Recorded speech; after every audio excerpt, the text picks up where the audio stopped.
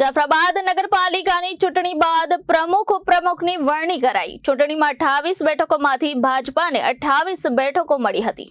જાફરાબાદ નગરપાલિકાની ચૂંટણી બાદ પ્રમુખ અને ઉપપ્રમુખની વરણી કરાઈ છે। ચૂંટણીમાં 28 બેઠકોમાંથી ભાજપાએ 28 બેઠકો મેળવી હતી।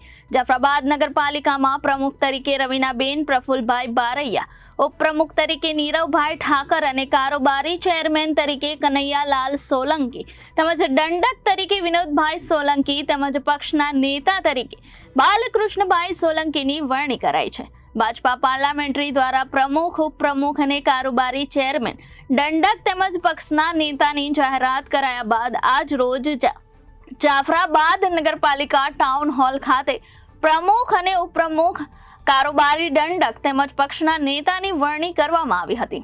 જાફરાબાદ નગરપાલિકાના પ્રમુખ, ઉપપ્રમુખ સહિત દરેક હોદ્દેદારોની આજે વરણી થઈ છે। ત્યારે પ્રદેશ પાર્લામેન્ટરીની બેઠક મુજબ, જિલ્લા ભાજપની સૂચના મુજબ આજે અહીંયા સૌ આગેવાનોએ આવીને આ બેઠક કરીને નામોની જાહેરાત કરી છે। જેમાં રવિનાબેન પ્રફુલભાઈ બારૈયાનું પ્રમુખ તરીકે નામ જાહેર કરવામાં આવ્યું છે, ઉપપ્રમુખ તરીકે નીરવભાઈ ઠાકર, કારોબારી ચેરમેન તરીકે કનૈયાલાલ સોલંકી, દંડક તરીકે વિનોદભાઈ સોલંકી અને પક્ષના નેતા તરીકે બાલકૃષ્ણભાઈ સોલંકીની વરણી થઈ છે। આજરોજ જાફરાબાદ મુકામે જે ઘણા દિવસોથી જાફરાબાદની જનતા રાહ જોઈને આતુર હતી કે ભાઈ જાફરાબાદના પ્રમુખ સ્થાને કોઈ વહેલી તકે નામ આવે અને જાફરાબાદની નગરપાલિકાનું જાહેર થાય, બરાબર।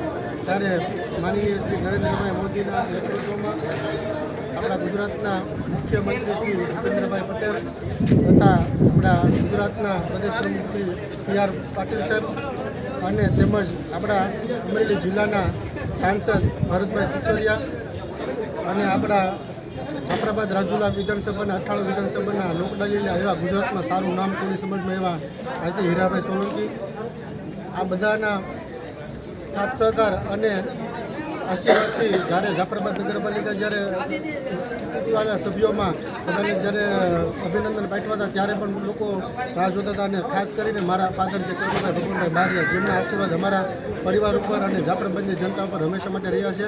Reporter Babubhai Vader, Janadesh news, Jafrabad.